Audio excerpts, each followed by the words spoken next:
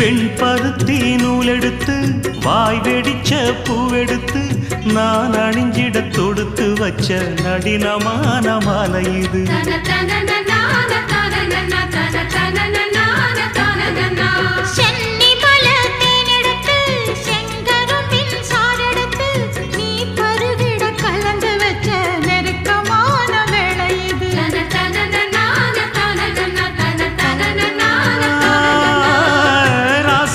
உடம்பிருக்கும் ரவிக்க துணி நானாக அன்னாடம் சூடி கொண்ட ஆசை வச்சாகாதா.